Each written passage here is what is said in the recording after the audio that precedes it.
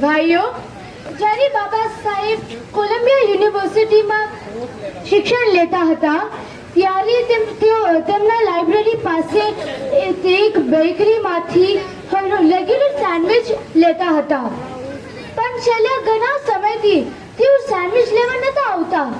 ત્યાંની honour Agnes henry હોલ્ટને ચિંતા થઈ કે બાબા સાહેબ સેન્ડવિચ લેવા કેમ નથી આવતા, અને તેને હિંમત કરીને તેમની પાસે ગઈ એક સેન્ડવિચ અને કોફી લઈને તેમની પાસે ગયા હતા.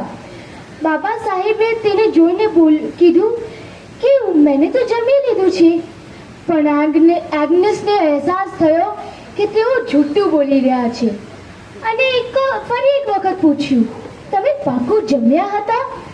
તો બાબા સાહેબે કીધું, ના, મારી પાસે પૈસા નતા. તો તેને કીધું, આપણે તો દોસ્ત છે ને, પૈસા નહીં આપશો તો પણ ચાલશે.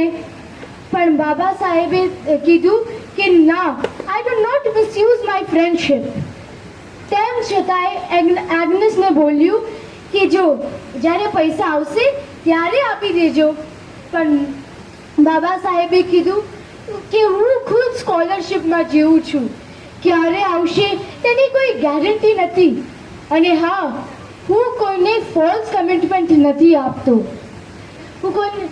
એગ્નેસને દુઃખ થયું અને એકવાર તેમને પૂછ્યું, તો તમે રાતે જમ્યા કે નહીં? તેમને કીધું, ના, હું નથી જમ્યો. એગ્નેસને કીધું, તો તમે રાતે સૂવો છો કેવી રીતે? તો હમણાં સાંભળજો આપણા બાબા સાહેબ શું રિપ્લાય કર્યો.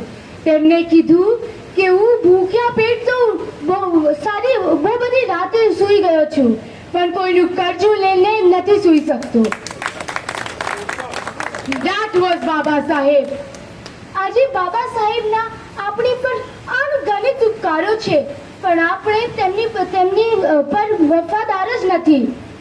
જો ભાઈઓ, બાબા સાહેબને ખરેખર માનવું હોય ને તો તેમના જેવું કમિટેડ બનીએ. તેમનું એક જ સપનું હતું કે આપણી સમાજ ભણી ગણીને આગળ વધે અને બીજા લોકોને પણ આગળ વધાવે. તો ચાલો આપણે બધા બાબા સાહેબનું આ સપનું પૂરું કરવા કટિબદ્ધ બનીએ.